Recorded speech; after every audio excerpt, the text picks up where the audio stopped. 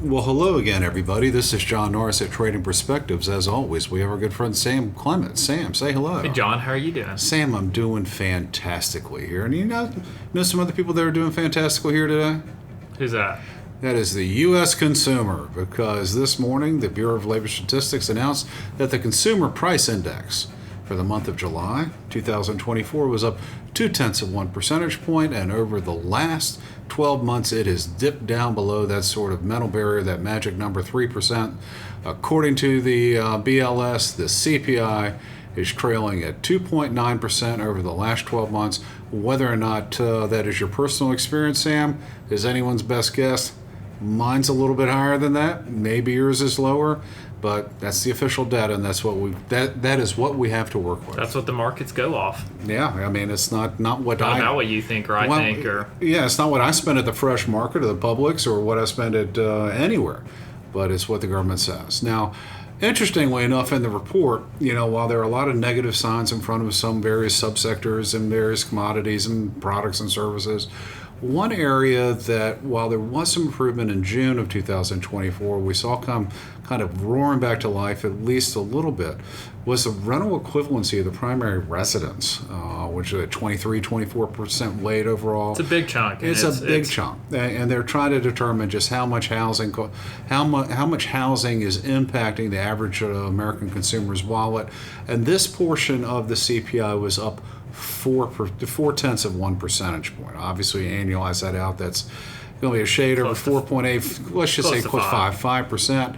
And this has really been sort of that sticky wicket in the overall CPI, as housing affordability has just dropped through the floor, and you have people being forced to rent longer and longer, and because they can't get into a house because interest rates are higher, housing prices haven't come down, you have apartment landlords that are able to raise the rents a little bit more, and obviously that makes it more difficult, and it's almost like a death spiral in some ways for young people of your generation out of college, mid-20s, people that historically in this neck of the woods would be thinking about buying their first home, are stuck renting longer because rents are more expensive, all that stuff. I've already covered that. And it really does sort of beg the question, when will housing ever become affordable again for that first-time homebuyer? Well, it's a complicated question and a complicated issue because there's so many different reasons and trends that are impacting this. Wow. I mean, there is an undersupply of housing. I think latest we can estimate, talk about that. Yeah, there's these haves and have-nots, and with what's happened with inflation, and you're seeing buyers in all cash continuing to rise. So these people that can buy houses and aren't as price sensitive, they're doing fine, and it's continuing to push more and more people out. You're seeing investors coming in and updating houses and raising rents, and that's making it harder. And so you just have all these issues. But really, I think the main thing is it's becoming these haves and have-nots. And I think anecdotally, at least, I feel like more people are resigning themselves to never owning a house. And that's not necessarily going to be the case, but that's the sentiment of a lot of young people now, is you see the prices and it doesn't make sense to buy for most of them. No. You can rent the same type of house and spend a third per month on it. And that's kind of what we're seeing. My son John, who just graduated from college back in May, has moved into a house with my nephew. They're close friends as well as being cousins, and as well as a family friend.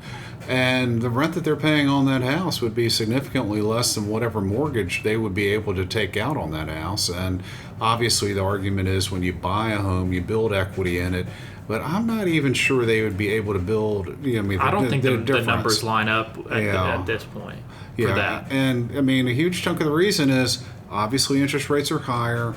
Mortgages for first-time home buyers, what are they going to be? 8%? Yes. I mean, depending on...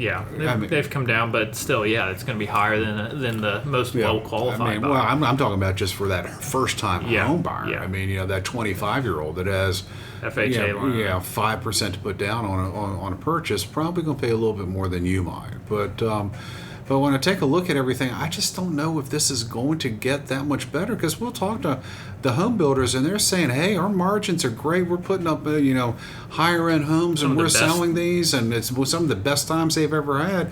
This in a relatively slow housing market. It's that used house, the existing home, that people just aren't flipping. And when when a certain affordable house comes on the market, you're seeing people from, quote, out of state or out of market, or even people in market that are gobbling up these homes and turning them into rentals. Mm-hmm. And so you're seeing actually a decrease in supply for a certain type of home buyer that's just completely vanishing. And the home builders don't want to put up grade B or grade C houses because the margins on the A stuff that they're doing are so great. Why do you want to take a step back and make significantly less money on a lesser house? Yeah. So I'm sitting here thinking, going, what's going to change? Obviously, the Federal Reserve will be meeting again in September 2024, the 17th and 18th, and more than likely at 2 o'clock p.m. Eastern Daylight Savings Time, the Fed will announce that they cut the overnight lending target, either by 25 or 50 basis points. Right now, the futures market's kind of coin flip on whether or not it's 25 or 50. And, we'll have to see how the PCE core deflator does, the employment situation report. But there's a lot of time. A lot of data that we're going to have, and that should make things a little bit better. But when I take a look at sort of the future, I'm doubtful I'll see any sort of significant improvement in housing affordability for the average first-time home buyer, because when those mortgage rates start to drop, and they will eventually, all that's going to do is raise the price on housing. Yeah, and you're exactly right. The benefit of buying your house versus renting it has always been, you kind of mentioned one half of it being that your rate's kind of stuck. You're paying a portion's equity, and then you pay the same amount. It's not really going to keep going up. You'll have taxes and things like that go up, but for the most part, your payment's locked in. The other beauty of it is that you can always refinance. I mean, the 30-year fixed rate mortgage is somewhat a U.S. phenomenon. It's not as common in other countries. It's floating, what have you. But that spread is so big, it makes sense. I think people will be fine if it's you rent a house for $1,000 or the mortgage is $1,500. Okay, that can make sense because over the next couple of years, it's really going to make sense. And if rates come down, great, I can refinance. But we're seeing double, triple, quadruple the price per month to buy these houses versus renting them. That doesn't really make sense. And the population's still growing. Immigration is continuing and is going to continue. And we are undersupplied houses for people that are in the prime age of buying houses. And again, the people who can go out and buy houses, the people part of the generational wealth transfer that is really kicking off, they're fine. And it's continuing to divide these haves and have-nots for a country where houses can very often be the primary source of wealth for someone. Well, and you're right about that, because your home is oftentimes really you've heard probably the expression that it's your piggy bank. In a lot of ways it is, because when you pay your mortgage, you pay a little bit of principal, a little bit of interest. Hopefully your house will appreciate, at least in keeping with inflation over time. So you're making some money on this on your balance sheet. You're paying down your liability, the asset value is going up. That's all good. That's well and good. And that's the way it should be. However, in terms of just housing for younger people so they can get into that home ownership and do what I just mentioned, pay down their liability, asset price goes up, I'll just cut to it quick. I'm part of the problem. I'm a huge part of the problem. I live in a section of Birmingham called Mountain Brook, which has a nice school system, fire and police, all that stuff. And historically, oftentimes what happens is once their kids get out of the school system, they will consider downsizing or moving out of Mountain Brook, which has the highest millage rates in the state, and moving to something else. Mm-hmm. And Beth, my wife, and I have talked about it, but where am I going? And that's a huge part of it, because we have a mortgage that's in the low 4s. I forget when we got it, but a long time ago. I still have a note on the house. I can't pay it off with cash, where I could, but I wouldn't want to. Just a lot of other things going on. So I'm going, okay, if I go out and buy, let's say I just don't want to add to my mortgage. I don't want to add anything to my mortgage. I'm just going to make an even swap. Whatever I sell it for, whatever I buy for, all that stuff. My monthly note just went up. Significantly. And think of all the people with the 2.5 to 2.75 mortgages, which was, people got 2 chances at that. Everyone is at 4 and below just about that hasn't bought a house since rates have gone. And so that's the other part of it. Not only do you just not want to move, everyone, I hear it every day, I don't want to move. I don't want to lose my 2 and 7/8. Well, the thing is, there were times I kicked myself at the time for not refinancing periodically, but I never thought I was going to continue to live in the house. I was like, generally when you refinance back in the day, it would take you about 2 years maybe. That's generally the rule of thumb. For every percentage point increase, it's about 2 years in any or decrease. It's about 2 years to pay off the difference between housing, closing costs and all that stuff. I never wanted to commit to staying in that house for that long. So I didn't refinance when I could, but now I'm like, hey, look at this, look at what I've got here. But again, going back to it, if I move, in order to keep my monthly note from exploding, I have to move into something substantially less, which I'm not sure I want to do. And so here we sit. I have more house than I need for my wife and I and our 2 small dogs. And why that's a problem is, historically, people who were in my boat moved out of the area, and people that were living in the area, maybe people around Birmingham do, maybe outside of Birmingham they may not, but the Crestline Heights neighborhood or what have you would come on in, swoop on in, buy my houses, and the whole process would start over again. It's just, old people move out, younger people move in, people straight out of college come and get these starter homes in Crestline Heights. Now you got people living in Crestline Heights for 10, 15 years. Because people aren't moving out. So you have that issue going on. And then someone's asked me the question, a coworker has asked me a question, what are the recent changes to the National Association of Realtors? They lost a lawsuit about transparency over commission rates. What are the recent changes to what they're doing with the commissions? Is that going to change? Home buying, and what will that do to housing prices just in general? If you're not familiar with what's going on August 17th, for all intents and purposes, buyers get to negotiate with realtors how much they're willing to pay in terms of commission, or how much the buyer will be able to get. The seller is going to have a little bit greater flexibility to negotiate on their part. In our area, it was always just sort of assumed at 6%, which the seller would pay, and generally the seller's agent would split with the buyer's agent.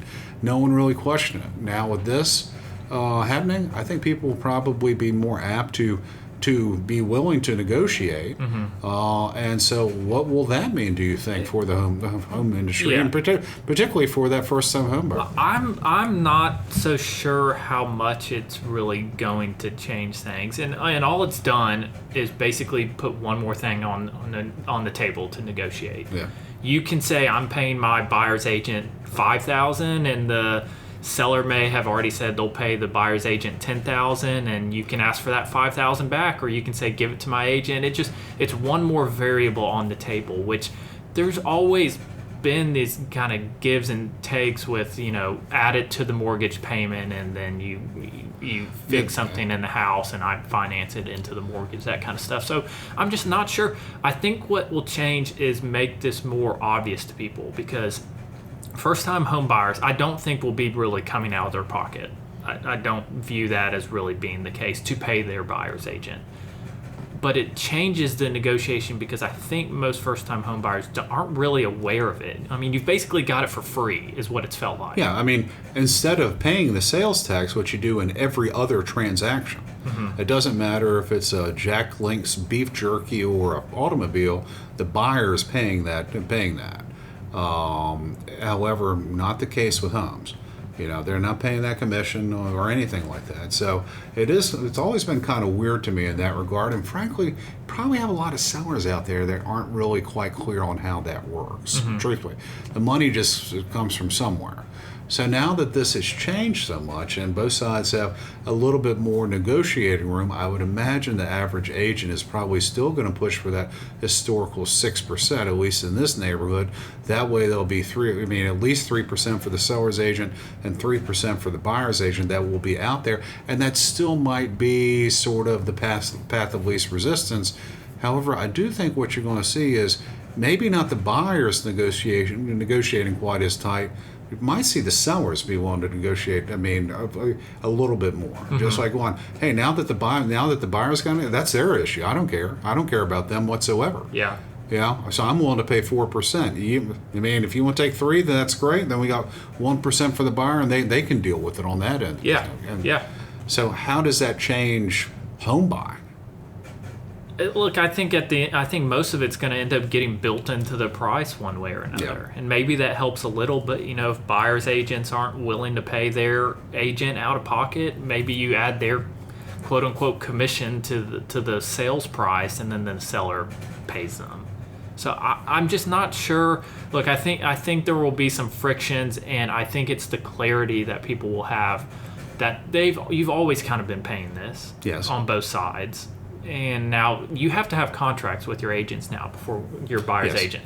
That's a big difference. Now, you don't have to have it if you're just walking into an open house. But something. If you contract or say you're going to be my person that's doing this, there has to be a contract with the agreed upon sort of commission rate that person will get. And you can do hourly, you can do flat rate or what have you. So it's going to be a little bit different for a lot of these realtors. And I'm just going to tell you this, Sam. I might make some realtors upset about this. My first house that I bought was $160,000. And that seems like, really, Norris? How old are you? That's ridiculous. But the 6% commission rate on that was $9,600, and by the time the seller's agent got their portion, the buyer's agent, my buyer's agent wasn't making that much money off me. In absolute terms, what, $4,800, and by the time they split that with the firm that, for which they worked, maybe she was pocketing three. So and for that, I probably got about $3,000 worth of work. I remember thinking that this is a lifelong friend of mine or friend of the family. I remember thinking, okay, I'm not sure exactly what she did, but okay. And then, when we sold that house, the house had gone up in price pretty significantly. And the same person that listed the house was also our buyer's agent and all that stuff. And the numbers started getting a little bit different. And I remember thinking to myself, Dawn, I'm paying 6% out here. That house had more than doubled in value for a lot of reasons. And then buying a house where I was actually adding a little bit to the mortgage. And so you start taking a look at all this money and going, wait a second. They're not doing anything fundamentally different than what they were doing 10 years ago. Someone's just paying a heck of a lot more. Yeah. And now, with what's happened to housing prices since the last time, I bought that house over in Cherokee Bend, which you've been to, I think 17, 18 years ago, or there were 18 years ago, houses done pretty well like that. I started thinking about 6% on that. I'm going, hold on a second. Yeah, percentages don't always. The hold on. That's there's a difference between absolutes and relatives, and all of a sudden the 6%. But you're going, wait a second, that's a lot of money. How is your value add? Out of the equity. Yeah, out of my equity. How is that broker's value add gone up that much over such a short period of time when contracts haven't changed terribly much? Yeah. The legal costs, they are what they are. The whole process of buying and selling a house hadn't changed dramatically. But yet, all of a sudden, the absolute dollars out there have gone up. I think, really, Sam, you are going to see moving forward a lot of sellers be going, now 4% is what I'm paying. Yeah. And the higher the value of the price, now 3%. Take it or leave it. And so I think what's really going to happen is there is going to be some pressure from on the real estate agent side, and it's going to be a heck of a lot more work. But kind of going back to your main point, I don't think it's going to impact the housing market as much as maybe the NAR and others suggest that it's going to. Ultimately, if you were a first-time home buyer, 25, let's say 25 years of age, you've saved up 30 grand in order to put down down payment on a house, do you care about this? Yeah. Right. Or do you care about the mortgage rate and the price of the house? I just care about your monthly payment. Yeah, you care about your monthly payment. I don't care about this other stuff. Yeah, and you'll figure it out. They'll figure it out. That's up to them. That's up to the person selling the house. This is what I can pay. This is what I can pay, and on the other side, this is what I'm going to do. So I don't think those changes that the NAR is coming out with are going to have anything to do really with a whole bunch of transactions. I just don't. I'm not going to say it's a nothing burger, because you're going to have a bunch of real estate agents that are going to get negatively impacted, in my estimation.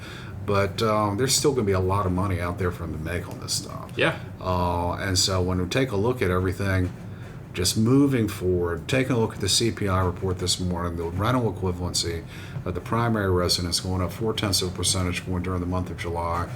5%. Take a look at ProLogic or whatever. Is it ProLogic? Or CoreLogic's? Any of that, whatever. I forget the index now, but the year-over-year 20-city price average going up as much as it has been for existing homes. I'm sitting there thinking to myself, if we don't get some relief here on mortgage rates anytime soon, and by that I mean significantly 2 or 3 percentage points, and the Fed can help with that, maybe, we're not going to see all of a sudden housing affordability go up for those first-time home buyers. We're not going to see those sort of grade B and grade C's all of a sudden take off. You're not going to see a huge influx of affordable housing at all. And I think we probably, this time next year, the housing market might be a little bit better. Housing affordability might be a little bit better. Maybe, but it's not going to be as much as it would have been in the past once the Fed starts easing. Right. I agree. Anything else? I think that. Did we hit on everything? Not much will change. Yeah, not terribly much will change. It's all basically comes down to supply and demand, and home builders are putting up the nice stuff, granite countertops, and all the wainscoting you could ever possibly want, and that's expensive. And it's going to be tough for that first-time home buyer. And the NAR, with its transparency of commissions, it sucks for them, but I don't think that's going to change buying and selling behavior too much, particularly buying behavior. Might change the seller's behavior just a little bit, but ultimately the deal flow will just come from mortgage rates and just the sheer, asking price of the houses. Yeah. Always has been. I agree. All right. Well, guys, thank you all so much for listening. We always love to hear from you. Also, if you have any comments or questions, please, by all means, let us know. You can always send us an email to tradingperspectives@oakworth.com, or you can leave us a review on the podcast outlet of your choice. Of course, if you're interested in reading more, hearing more of what we have to say or how we think, you can always go to oakworth.com, OAKWORTH.com. Take a look underneath the Thought Leadership tab and find links and access to all kinds of exciting information, including previous episodes of this podcast, Trading Perspectives, links to our newsletter slash blog, which comes out every Friday, Common Sense, as well as links to our quarterly analysis called Macro and Market, as well as all kinds of good stuff from other client advisors here at Oakworth Capital Bank, as well as our advisory services team. All right. With that being said, Sam, you got anything else to say on this topic? That's it. That's all I've got today, too. Y'all take care.